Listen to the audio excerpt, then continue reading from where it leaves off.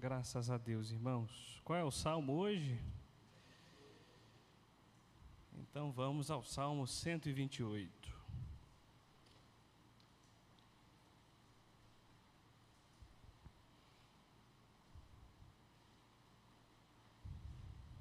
Salmo de número 128.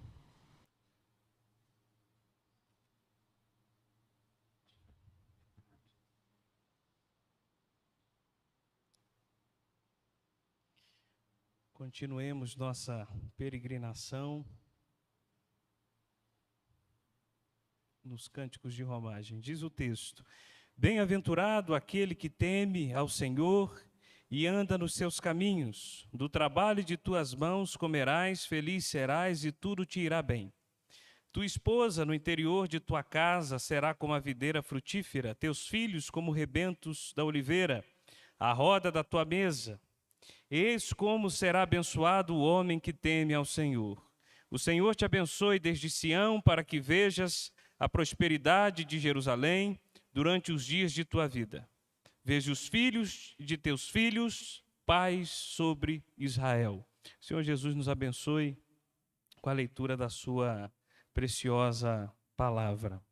Irmãos, nós, como vocês bem sabem, nós estamos aqui caminhando nos cânticos de romagem, já estamos no Salmo de número 128, né? Louvado seja Deus por isso.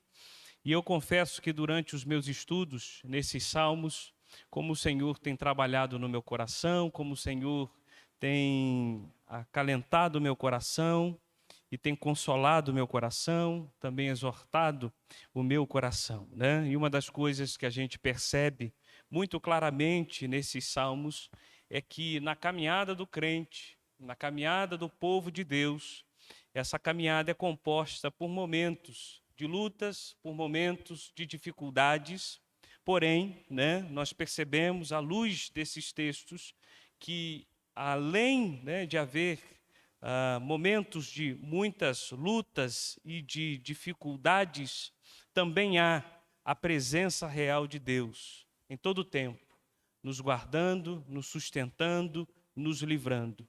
E à luz desses salmos, nós conseguimos perceber também como o cuidado, o amor, a proteção, o aconchego, a provisão, a direção, a admoestação, a edificação, a exortação e principalmente a graciosidade de Deus é presente na vida dos seus filhos. É ou não é verdade? Como isso é bom. Aprendermos com os salmistas aqui, aprender com o povo de Israel, aprender com essa peregrinação que eles faziam anualmente a Jerusalém para oferecer sacrifício, para oferecer o culto, porque era em Jerusalém, em Sião, que ficava o locus da presença de Deus e era lá que eles precisavam ir para adorar, para sacrificar. Isso era um estatuto, uma direção do próprio Deus. Hoje pela manhã nós estudamos o Salmo 127 e o 128, ele é muito parecido. João Calvino, ele dizia que o Salmo 128 é uma espécie de apêndice do Salmo 127. Porque esse salmo, ele expressa que a bênção divina, ela deve ser vista mais claramente nos verdadeiros e sinceros servos de Deus. É por isso que o salmista ele começa, a partir do versículo 1, dizendo: Bem-aventurado aquele que teme ao Senhor e anda nos seus caminhos. E ao decorrer dos salmos, ele começa a expressar essas bênçãos, esse cuidado, essa provisão na vida dos filhos, na vida do bem-aventurado. Então, nós estamos diante de um salmo que expressa a bem-aventurança de ser temente a Deus. E não só isso, além dessa bem-aventurança de sermos temente a Deus, mas também a bem-aventurança, né, e a presença de bênçãos prometidas por Deus aos seus filhos. E começando também a dividir esse salmo em 3 partes, e de forma expositiva, gostaria de tratá-lo e caminhar com vocês aqui. Em primeiro lugar, eu gostaria de falar sobre esse bem-aventurado. O versículo 1 ele vai dizer: Bem-aventurado aquele que teme ao Senhor e anda nos seus caminhos. Queridos, não existe coisa melhor do que ser servo de Deus. Porque o Senhor, Ele é o Criador de todas as coisas, Ele é o Criador do universo, Ele fez todas as coisas. Foi por meio dele que recebemos tamanha salvação, pela morte substitutiva de Cristo Jesus na cruz. De forma expiatória, o Senhor envia o seu único Filho para que o homem, ao crer, tenha vida eterna, para que o homem seja livre da maldição do pecado. No Éden, ao cairmos, todos pecaram, todos morreram, todos tornaram-se destituídos da graça de Deus, distante de Deus, a ponto que ao estudarmos a teologia, estudarmos o ensino bíblico, vamos nos deparar com a doutrina da depravação total. Fomos corrompidos de forma total, a ponto que ao chegarmos em Romanos capítulo 7, o apóstolo Paulo vai nos dizer que nós éramos presos, dominados pelo pecado, a ponto que o bem que queríamos fazer, não conseguíamos fazer. E não conseguíamos fazer porque havia um Senhor sobre nós, havia um Deus sobre nós, havia um regente sobre nós, o pecado. Mas na cruz do Calvário, quando as amarras malignas foram cortadas, os nossos pecados foram perdoados, esse Senhor chamado pecado, ele morre e nasce em nosso coração o Senhor Jesus Cristo. E hoje eu e você podemos dizer não. Hoje nós, diante do pecado, pela força do Espírito Santo, pela libertação em Cristo Jesus, podemos dizer não ao pecado. Ele não nos domina mais. Ele não tem mais poder sobre nós. Hoje, nós somos bem-aventurados. Oh, glória! Isso é ser bem-aventurado. É saber que sobre nós há um Deus, que há um Salvador, e que quando o diabo bater a porta... Já contei a história dessa menina. O pastor perguntou para ela, né? Filha, criancinha, se o diabo bater a sua porta, o que você faz? Eu peço para Jesus atender. E é o que nós podemos fazer hoje. Hoje nós temos um Salvador, nós temos um Senhor, e se o diabo vier com as suas armadilhas, nós temos um Deus que nos livra do laço do passarinheiro. Esses laços não têm poder sobre nós. Nós estamos livres do pecado, livres desse domínio maligno. Amém, amados? Isso é uma coisa que nós precisamos ter em mente.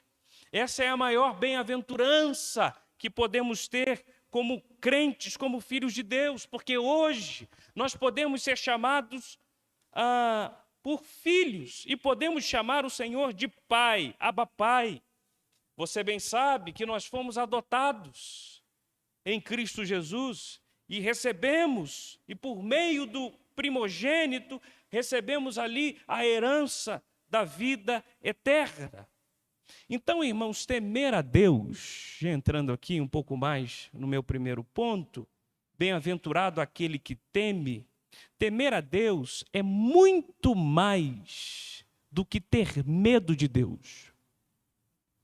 Não que a palavra temer não signifique isso, significa ter medo. E nós precisamos sim ter medo de Deus, porque é Ele que envia o homem para o inferno. Nem para o inferno o homem sabe ir sozinho, irmãos, nem para lá.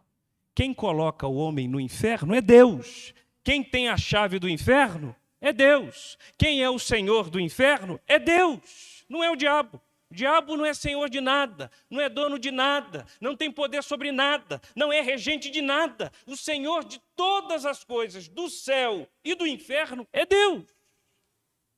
Nessa perspectiva, temos que temê-lo, porque é Ele que envia o homem ao inferno. Os demônios, por exemplo, se nós formos em Marcos capítulo 8, nós vemos isso. Eles temiam quando estavam diante de Jesus, né? Ficavam ali atemorizados. Versículo 7.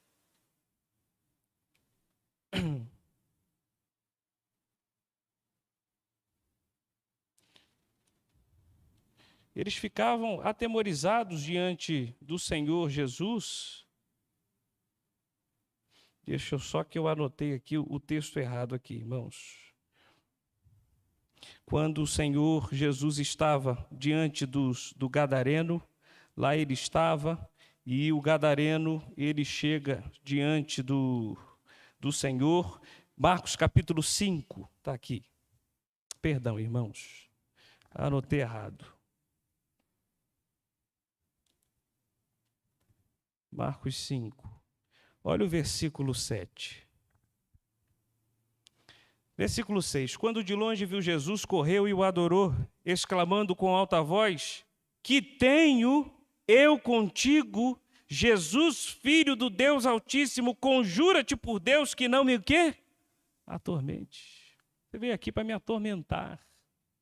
Então você percebe que até os demônios têm medo do próprio Deus. E várias passagens da Escritura, nós vemos isso. Eles fugindo, eles com medo, porque o Senhor vem aqui me atormentar. O que o Senhor quer conosco? O que o Senhor quer aqui? Então, temer a Deus é muito mais do que ter medo de Deus. Temer a Deus, à luz da palavra, temer a Deus é respeitar, é amar e é viver para.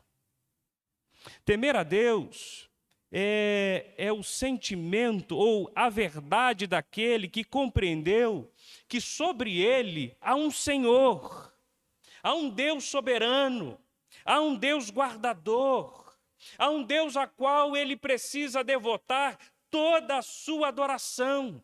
Não só toda a sua adoração, porque, como nós vimos aqui, o próprio demônio o adorou, mas a sua obediência. Todo o seu ser. Eu obedeço ao Senhor, eu vivo para o Senhor, eu caminho para o Senhor, eu ouço o Senhor. Talvez seja isso que nós vemos exatamente aqui em Deuteronômio, capítulo 10, olha lá, Deuteronômio, capítulo 10, versículo 12 e 13. O que diz lá? Uma exortação à obediência. Agora, pois, ó Israel, que é o que o Senhor requer de ti? Olha aí, Deus usando Moisés para falar ao povo. Agora, pois, ó Israel, o que é que o Senhor requer de ti? Não é que temas o Senhor teu Deus e andes em todos os seus caminhos, e o antes e sirvas ao Senhor teu Deus, de qual maneira, irmãos? De todo o teu coração e de toda a tua alma. Com qual propósito? Versículo 13. Para guardardes os mandamentos do Senhor e os seus estatutos que hoje te ordeno para o teu bem. Veja que temer a Deus é guardar os estatutos de Deus. Temer a Deus é amá-lo de todo o coração. Temer a Deus é depender, é confiar. E é isso que o salmista está ensinando aqui no verso 1. Bem-aventurado aquele que teme ao Senhor e o quê? Anda nos seus caminhos. Aquele que teme é aquele que ouve os estatutos de Deus, mas não só ouve os estatutos de Deus, mas anda nos estatutos de Deus, nos seus estatutos e nas suas doutrinas. Porque ouvir, de domingo a domingo, nós ouvimos muitas coisas. Aonde vai ser colocado, irmãos, em prática, em xeque a nossa vida cristã, é no andar. E o nosso andar, pelos nossos frutos, vai revelar o que está aqui dentro. Se de fato amamos o Senhor de todo o coração. E o bem-aventurado, aquele que ama de todo o coração, aquele que teme ao Senhor, anda nos seus estatutos. E aqui fica uma lição para nós. Há uma marca pela qual os servos de Deus são distinguidos daqueles que o desprezam. E que marca é essa? O temor a Deus atrelado à observância da sua lei.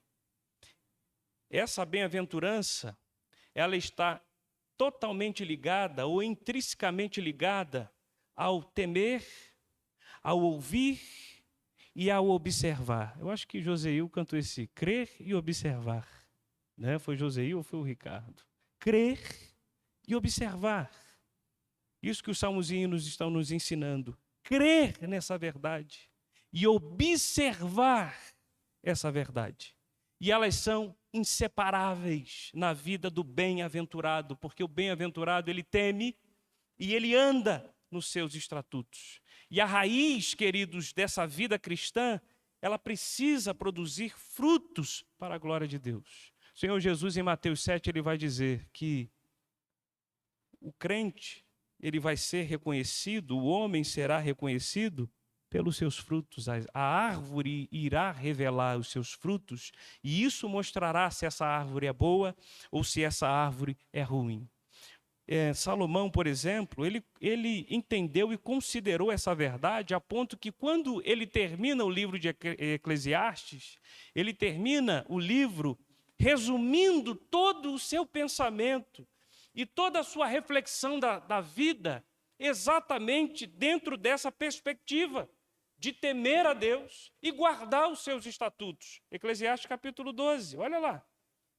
Veja se não é essa a conclusão que Salomão chega. Eclesiastes capítulo 12, versículo 13.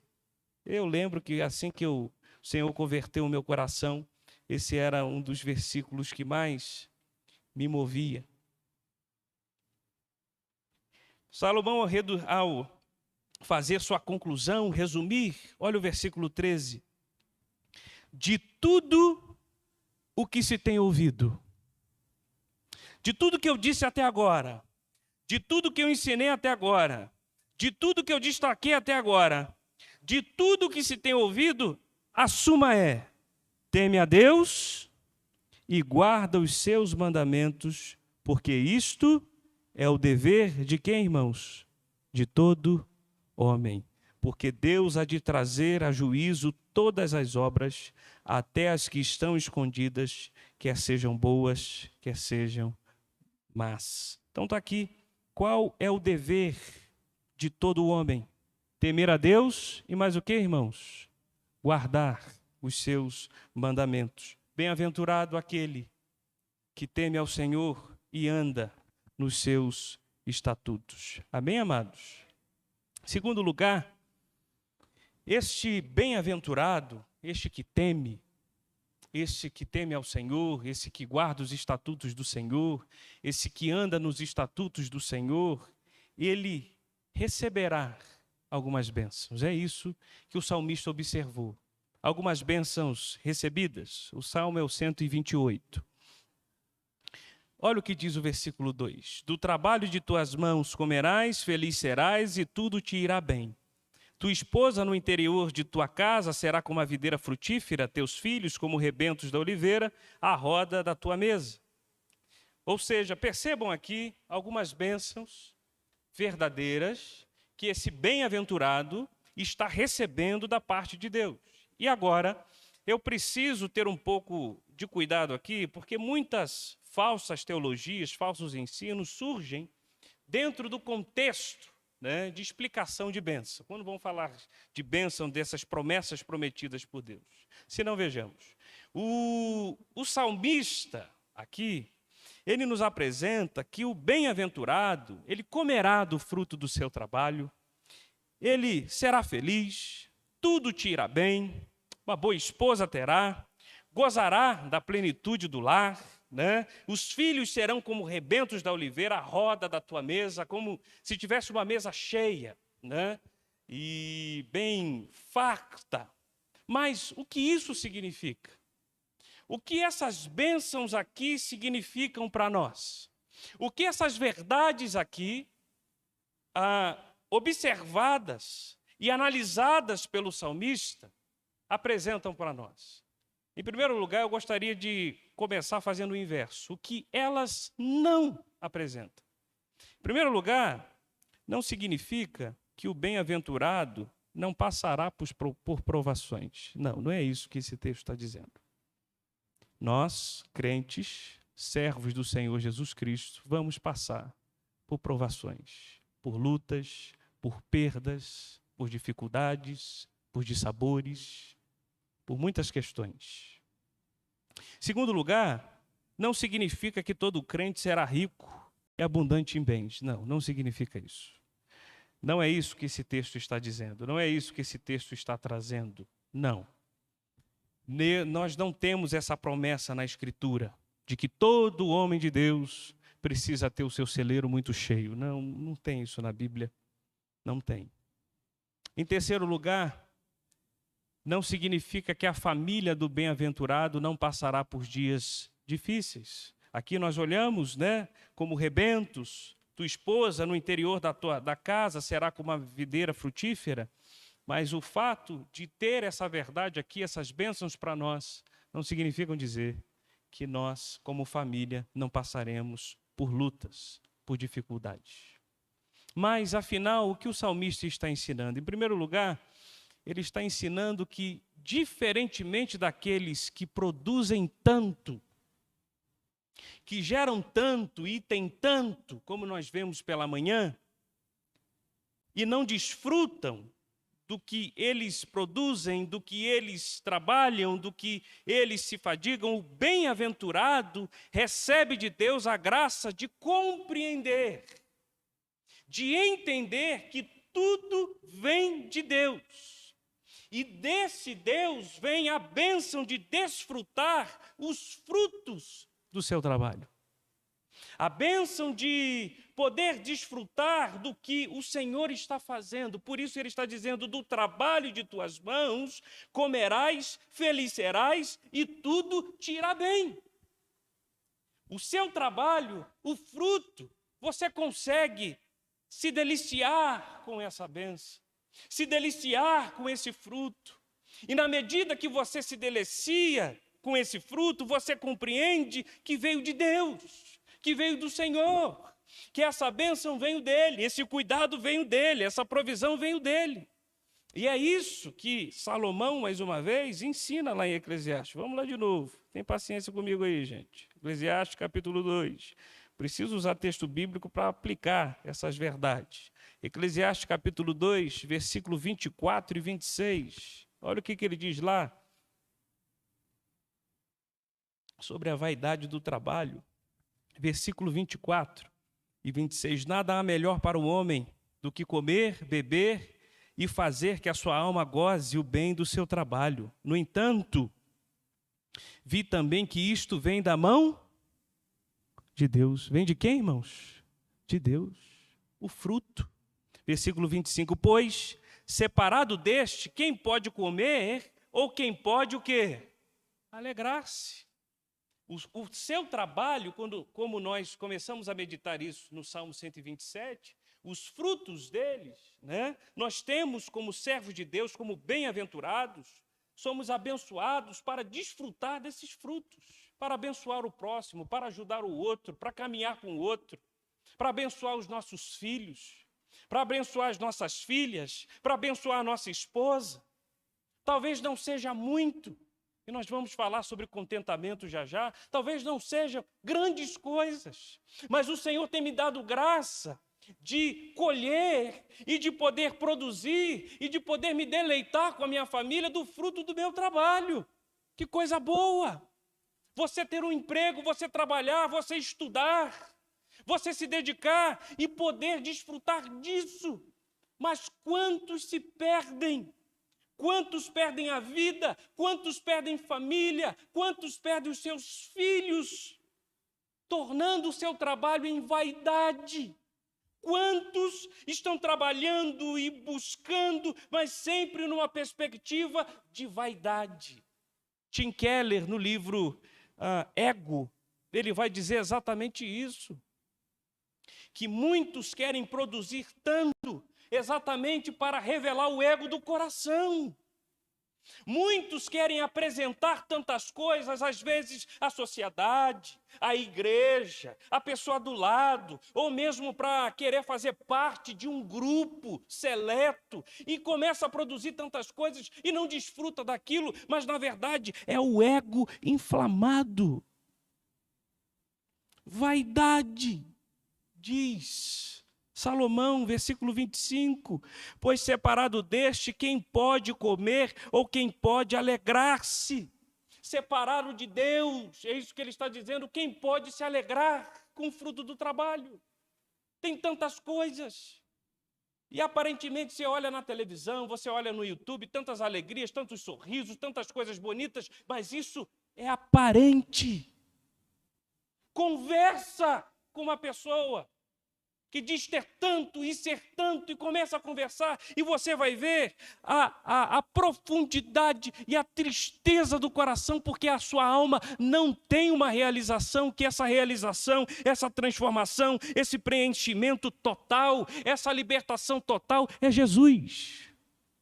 Que trabalho não pode dar, que dinheiro não pode dar, que o Bill Gates não pode dar, que ninguém pode dar, somente Jesus. O que adianta ganhar o mundo todo e perder o que, irmãos?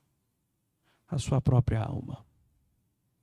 Versículo 26, porque Deus dá sabedoria, conhecimento e prazer ao homem que lhe agrada. Mas ao pecador, o que ele dá? Mas ao pecador dá trabalho. Versículo 26, Eclesiastes 2. Para que ele ajunte e amontue, a fim de dar àquele que agrada a quem? A Deus. Também isto é vaidade e correr o que, irmãos? Atrás do vento. Não torne o seu trabalho, e aqui fica um conselho pastoral, um correr atrás do vento. Faz isso não.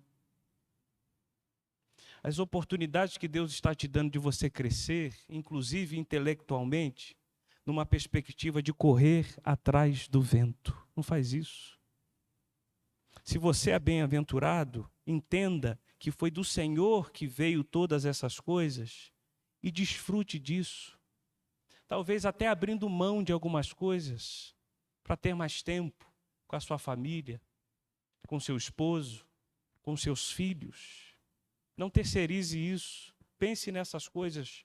Muitos estão correndo atrás do vento. Muitos. E uma lição aqui para nós é que o bem-aventurado é aquele que recebeu a graça de compreender que tudo que tem veio das mãos do Senhor. E isso nos ensina uma lição tremenda.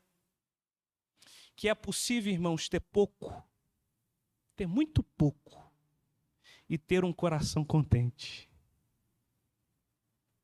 Eu lembro do meu pai. Meu pai nunca teve muito.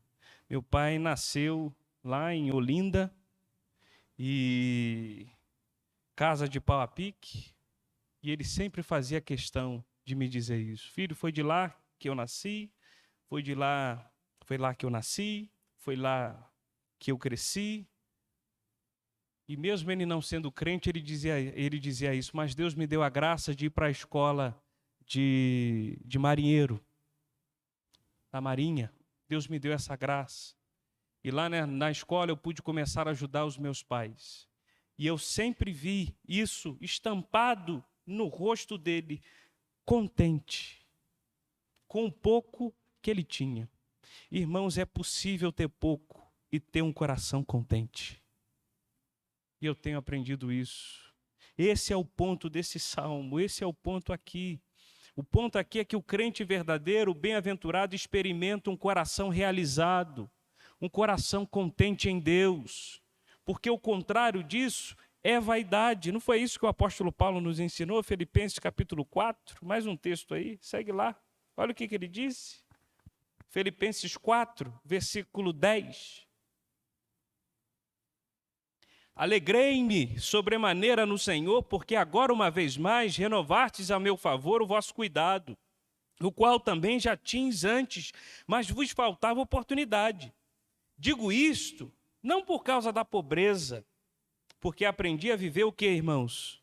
Contente. Está acompanhando aí? Aprendi a viver contente em toda e qualquer situação. Tanto sei estar humilhado, como também sei ser o quê? Honrado. De tudo e em todas as circunstâncias já tenho experiência, tanto de fartura como de fome, assim de abundância como de quê, irmãos? De escassez, versículo 13, tudo posso naquele que me fortalece. Esse texto aqui é um dos textos que sofrem demais, esse versículo 13, né? Nas mãos de intérpretes ruins, sofre demais, né? Tudo posso naquele que me fortalece, logo eu posso tudo, eu posso ter tudo, eu posso fazer tudo, eu posso agariar tudo. O texto não está dizendo aqui, ele está dizendo o seguinte, que seja na humilhação, ou seja na bonança, seja no muito, ou seja no pouco, seja com fartura, seja com falta de fartura, seja com muito dinheiro, seja com pouco dinheiro, tudo posso naquele que me fortalece, porque Ele me guarda. É isso que Ele está dizendo aqui. Tudo posso nele, porque é Ele que me guarda nessas circunstâncias, nessas situações, e é Ele que traz o contentamento à minha alma. Louvado seja Deus, com muito ou com pouco, sendo rico ou sendo pobre, família média, alta, baixa, eu aprendi. E veja que o contentamento se aprende. O contentamento, assim como o perdão, é um caminho que a gente precisa entrar. Nós entramos no caminho do perdão e nós entramos no caminho do contentamento.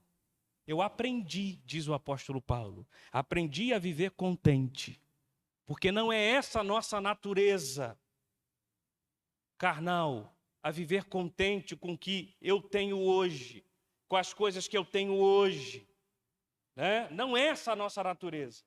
Na verdade, o que a nossa natureza é sempre menosprezar o que eu tenho hoje e querer que eu tenha mais. É como aquele ditado, né, que a grama do vizinho é sempre o quê, irmãos? Mais verde, é mais bonita, tem mais. Pô, eu quero chegar naquele patamar, eu quero aquilo outro, eu quero mais. Não, eu aprendi a viver contente em toda e qualquer situação. Voltando ao Salmo 127. É isso que o salmista está nos ensinando: do trabalho de tuas mãos comerás, feliz serás, e tudo te irá bem. Que certeza boa, né? Que certeza boa.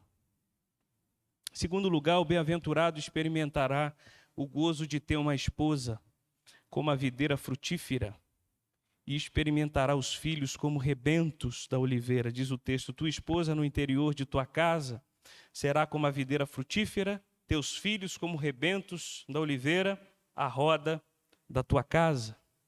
O bem-aventurado irá experimentar essas coisas, essa provisão dentro de casa, esse cuidado dentro de casa. E, irmãos, quantos murmuram de seus cônjuges, dos seus filhos, de seus casamentos? E aqui um parêntese bem rápido. Já falei isso aqui, né? Uma coisa que a gente precisa ter e entender à luz da palavra de Deus e ficar bem clara, que casamento é o padrão bíblico para o homem, né? E à luz da Escritura, nós também compreendemos, 1 Coríntios capítulo 7, né, que é possível ser feliz e bem resolvido solteiro. Essa é uma verdade. E a verdade é que nem todos nasceram para o matrimônio. A mulher, o que esse texto está dizendo aqui, sobre essa bem-aventurança para essa esposa, é aquela esposa, né, que está casada, independente se ela trabalha fora ou não, se ela tem emprego fora ou não, o alvo não é esse, mas é aquela que tem o dom matrimonial e predisposição para cuidar da sua casa, para zelar pela sua casa, para zelar pelos seus filhos, zelar pelo seu lar. Tua esposa, no interior de tua casa, e quando você vai estudando a história de Israel, a esposa ela tinha um ambiente no interior da casa que era só dela, onde ali ela arrumava as coisinhas dela, guardava as coisinhas dela, ajeitava da maneira dela. E o salmista está dizendo: olha, a tua esposa no interior da casa, de lá, do interior da casa, diz o texto, ela será como uma videira frutífera. Ela será aquela que vai frutificar para o seu lar. Ela irá frutificar para os seus filhos. Se estenderá essa videira por todo o lar, por toda a casa. Essa é uma expressão, essa é uma verdade que traz aqui para a bem-aventurança desses homens. Por isso, falo aqui aos jovens, né, que estão aí namorando, ou que querem namorar. Em primeiro lugar, namorar, vocês precisam observar bem isso, né? Observe. Né? Observe. Porque às vezes você observa uma pessoa que é preguiçosa, que não gosta do lar, não gosta de cuidar da casa, né? Não tem pelo menos o zelo mínimo ali com o ambiente. E depois, quando casa, vai ficar reclamando. São coisas que a gente tem que observar, assim como as moças. Se o rapaz é preguiçoso, ele não trabalha, ele não estuda, ele não quer nada, ele não dá nenhum sinal, né, de que está querendo aí o serviço, apontando para o casamento, ele não traz. São coisas que a gente tem que observar no nosso namoro, no nosso noivado. Porque se essas não é de fato verdades, né? Não são verdades que você, jovem, já está observando desde o seu namoro, desde o seu noivado, isso aqui fica difícil. Esse frutificar no interior de sua casa como a videira frutífera e teus filhos como rebentos da oliveira, observe essas coisas. E aos casados agora, a nós, né? Nós precisamos, irmãos, valorizar nossas esposas. Eu vejo aqui, ouço muitos testemunhos aqui de boas esposas, né, que no caminhar, na canseira do dia, do trabalho, que chega, que cuida, que dá atenção, que zela. Valorize sua esposa. Valorize, porque essa esposa que você recebeu, homem, essa tua esposa, ela foi dada pelo Senhor a você. Foi uma bênção que o Senhor te deu. Valorize tua esposa. Guarde a sua esposa. Sustente a sua esposa. Nós precisamos valorizar as nossas esposas. Às vezes, lá vou eu abrir o confessionário aqui. Ainda bem que a Thalita está aqui dentro hoje, né? Quando ela não está lá no berçário, é mais fácil de eu falar. Mas vamos lá. Às vezes, irmãos, eu sou falho em algumas coisas. Eu já contei isso aqui. Eu, antes de casar, né, eu era uma pessoa Jesus, né? Jogava tudo para um lado, tudo para o outro. E Deus tem me dado graça, né? A Thalita, alguns conhecem aí um pouco mais de perto, sabe como a Thalita é um pouco sistemática em algumas coisas. Está das coisinhas dela tudo arrumado, né? E, poxa, como o Senhor tem tratado isso no meu coração e como eu tenho visto que às vezes eu sou falho. Né? Porque uma esposa, hoje a Thalita só trabalha em casa, né? E tem muito trabalho, irmãos. Toda hora, tem ou não tem vasilha? Tem ou não tem? Toda hora, Nathan está ali. Ó. Tem, né? Nathan trabalhando em casa agora, aí que tem, né, filha? Tem, dobrado. Tem, muita coisa. É roupa todo dia. E aí chega o filho pequeno, é um monte de coisas, são preocupações e tudo. E quando você chega, casa cheirosa, casa arrumada. Isso as irmãs também, as que trabalham fora. Thalita já trabalhou fora. Às vezes chegava, preferia chegar atrasado no trabalho e sair mais tarde para deixar ali a casa preparada, porque quando o esposo chega, está tudo ali arrumado, está tudo bonito, cheiroso. Isso é dedicação, isso é cuidado do interior da sua casa, será como uma videira frutífera. E a gente, como marido, o que a gente faz?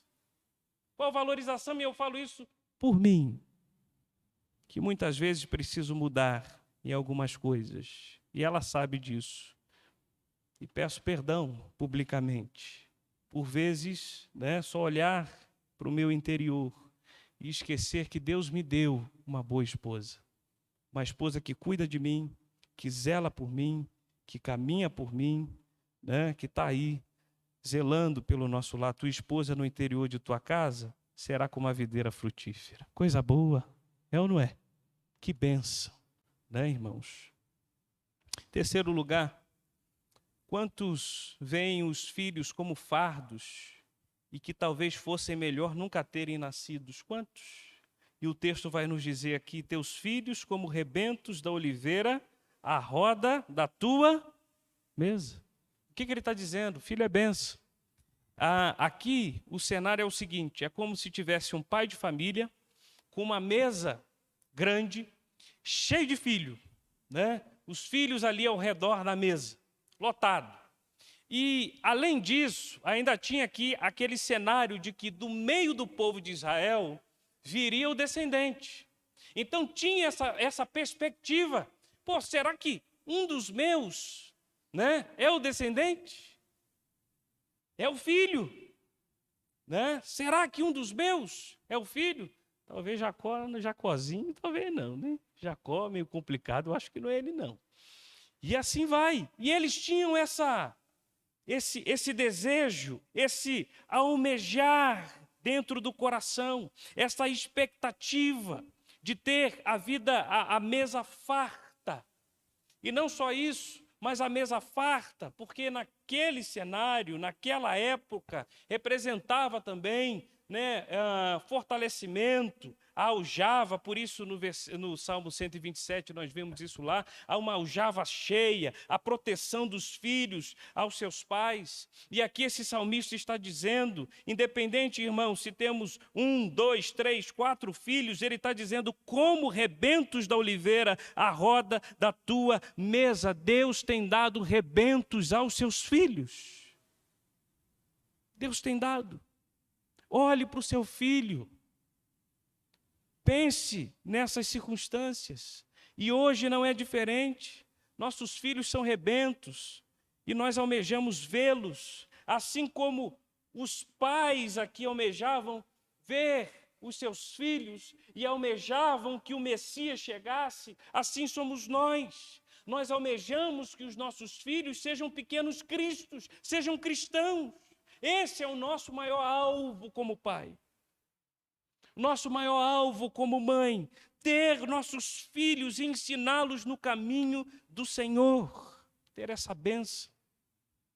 O pastor Hilário vira e mexe, ele conta isso aqui, como é bom, depois de ter ensinado e mostrado, entrar no quarto, entrava nos quartos dos filhos e já não precisava mais pedir para ler a Bíblia, porque ao entrar eles já estavam lendo, já estavam orando, já estavam buscando. Que coisa boa!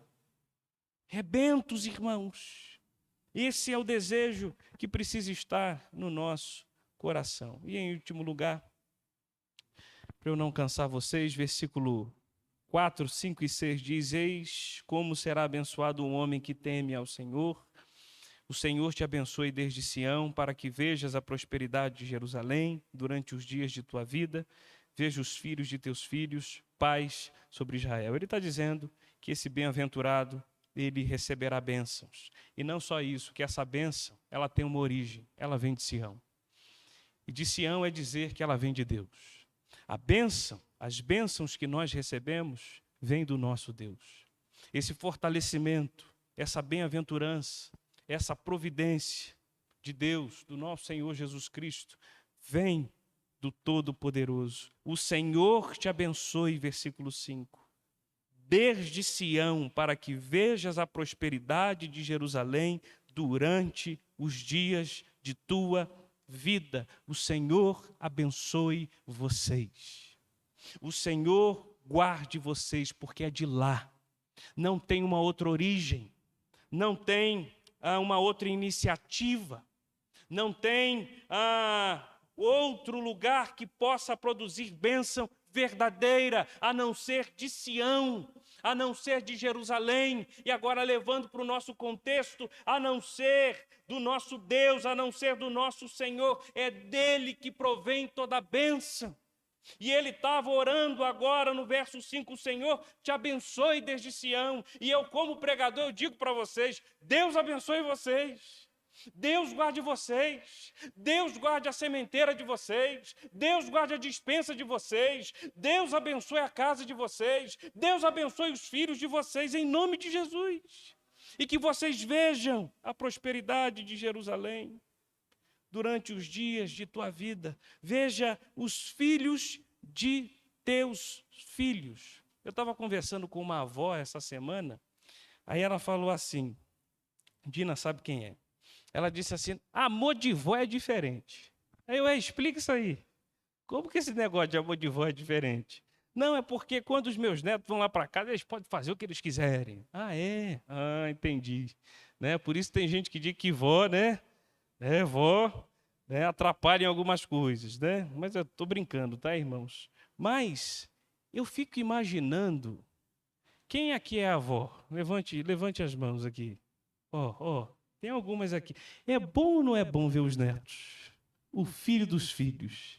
Sabe o que eu tenho a dizer para vocês? Vocês são abençoadas. Vocês são abençoadas. É isso que está dizendo aqui. E é isso que ele pediu. Que o Senhor te abençoe e vocês vejam os filhos de teus filhos. Vocês são abençoadas. Olha que coisa boa. Imagina eu vendo o filho do Augusto. Está muito longe ainda.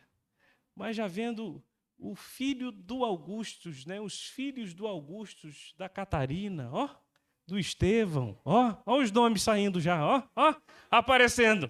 Hein? Tem mais? Tem outro nome aí? Levanta outro. Abacuque, vamos embora. Tem um monte, olha aí. Né? Jeremias, o José estava me profetizando hoje, 26 filhos, um em cada estado aí do país, né? Né? Então, imagina, gente, ver os filhos, né? Os filhos de teus filhos. Então eu preciso dizer às avós e os avós aqui presentes, né? Vocês são abençoados. Lembre-se disso. Você ter essa bênção de ver os seus filhos prosperando e vê-los gerando frutos. Paz sobre Israel, termina o Salmo 128. Eu termino com algumas aplicações aqui. 3, bem rápidas. Primeira, que nós temos um propósito de vida, irmãos, temer ao Senhor e andar nos seus estatutos. Nunca esqueçam disso. O apóstolo Paulo, ele nos ensina que nós recebemos um selo do Espírito Santo e se nós somos selados de fato, nós vamos produzir bons frutos. Em segundo lugar, louvemos a Deus por ter a graça de desfrutar em contentamento o que temos e o que somos.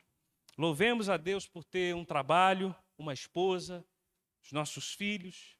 Eduquemos nossos filhos no reto caminho, a fim de que o nome do Senhor seja anunciado e glorificado. Que essa verdade, que essa bênção aqui seja verdade na sua vida e na minha vida. O pastor norte-americano Voddie Baucham, ele declarou o seguinte: se os pais têm criado os seus filhos para serem médicos, advogados, esportistas, músicos, mas não os criaram para honrar e obedecer a Deus, eles fracassaram. Essa é uma verdade. Nós fomos chamados, em primeiro lugar, para criar os nossos filhos, para que eles vejam a bênção de Sião, para que eles adorem ao Deus que está em Sião. E as demais coisas vão sendo o que, irmãos? Acrescentadas na vida deles. Em terceiro lugar, este salmo resume o significado do que é prosperidade bíblica, que é uma vida contente nos feitos do Senhor, uma vida que desfruta das benesses do fruto do trabalho e que contempla os filhos dos filhos prosperando na graça. Então louvemos ao Senhor nessa noite por ter essa perspectiva de vida, porque só isso só é possível por causa da morte de Cristo Jesus. Sem Ele, irmãos, tudo isso é vaidade. Todo esse trabalho, todo esse esforço sem a verdade do Evangelho é vaidade. Deus abençoe sua vida. Deus guarde o seu coração. Vamos orar? Senhor, obrigado por esse tempo aqui, Deus. Obrigado porque meditamos em mais um salmo, Salmo 128. O Senhor tem nos dado a graça de trabalhar e hoje nós somos chamados de bem-aventurados. Senhor, nós queremos frutificar, ó Pai. Nós queremos caminhar na graça, cumprir os teus estatutos e fazer a tua vontade. Ajuda-nos como Pai a ensinar os nossos filhos, a caminhar com os nossos filhos. Ajuda-nos como maridos, Senhor, a honrar as nossas esposas. Ajude as esposas a tomar posse dessa verdade, de que sobre ela há um Deus todo-poderoso e que a faz, ó Pai, como uma videira, uma oliveira frutífera.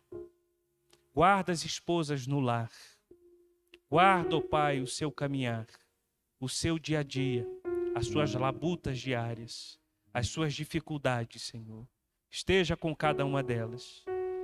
Eu oro também pelo pai de família que sai todos os dias pela manhã, Senhor, ali, dormindo tarde, acordando cedo, saindo para trabalhar, mas que ele, junto com toda a família, ele possa ter um coração contente.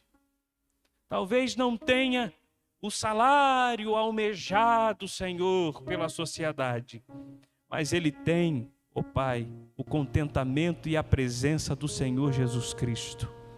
Ajude-nos, Senhor, a vivermos contentes em toda e qualquer situação. Assim como Paulo aprendeu, ajude-nos também a aprender, Senhor. Hoje nós estamos aqui em Brasília, amanhã poderemos estar em outro local, talvez mais difícil, com menos acesso,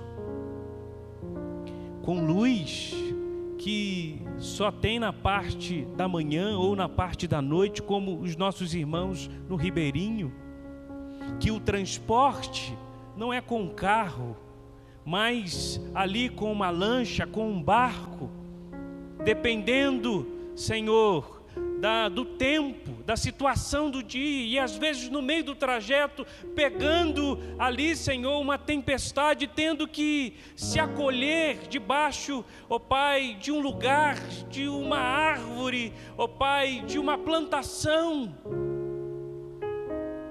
E eu lembro do pastor Marcelo testemunhando debaixo de chuva e contente, Deus.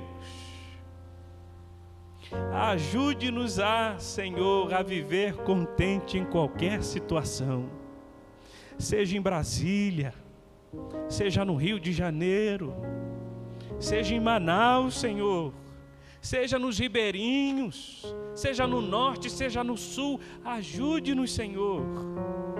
Seja com boa infraestrutura ou com pouca infraestrutura, ajude-nos, Senhor, a viver contentes. O apóstolo Paulo aprendeu e, ao resumir, disse: tudo posso naquele que me fortalece. Senhor, tudo podemos naquele que nos fortalece. Podemos sim ter um coração contente com o pouco que temos hoje, aleluia. E ajuda-nos também a ser fiel no pouco, Senhor, porque se um dia viemos a ter muito, isso pode acontecer na vida de qualquer um, também sejamos fiéis. No aluguel ou na casa própria, ajude-nos, Senhor, a ser fiéis. Com poupança ou sem poupança, com muito ou com pouco, ajuda-nos, Senhor, a ser fiéis, a ter um coração contente, Senhor, que é isso que o Senhor está observando, como aquela viúva, Deus, em Marcos 12, só tinha 2 moedas, e o Senhor estava olhando para o coração dela. O Senhor não estava olhando para o tamanho do dízimo, o Senhor não estava olhando para o tamanho, ó Pai, das ofertas que estavam sendo entregues, o Senhor estava olhando para o coração. Muitos estão dando, até muitos, envelope cheio de dinheiro, de grana, mas isso para o Senhor é vão, se o coração não está contente, não está dependente. Senhor, queremos entregar as nossas 2 moedas e dizer: tudo posso naquele que me fortalece. Senhor, chegamos aqui nessa noite talvez só com 2 moedas, mas tudo posso naquele que me fortalece.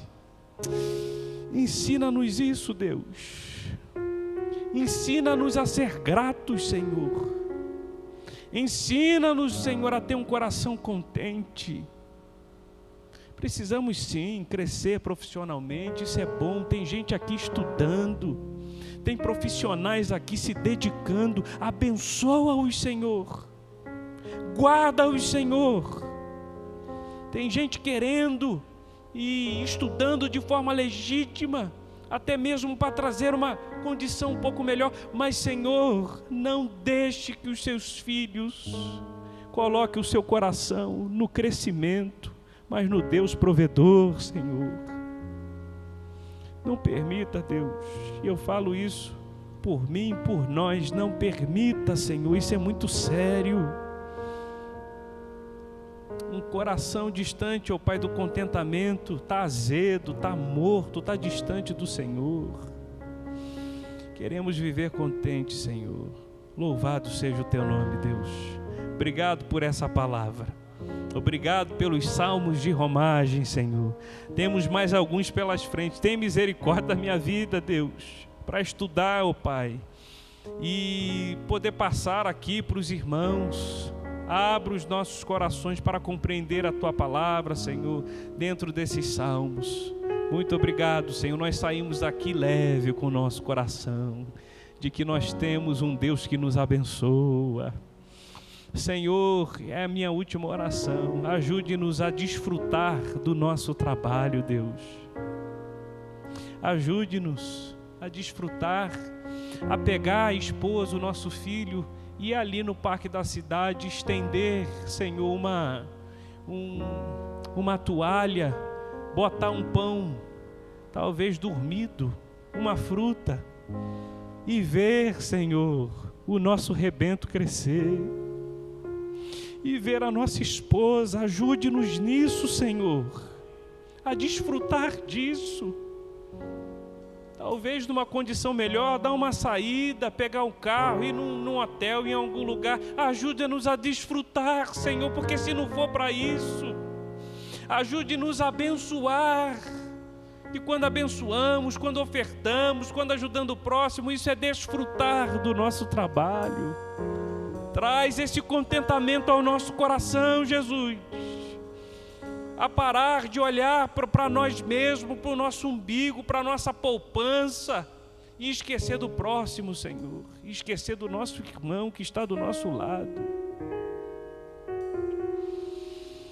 Jesus, Nice está vindo na minha cabeça. Guarda Nice, Deus. Sustenta Nice Bárbara com a Tua presença.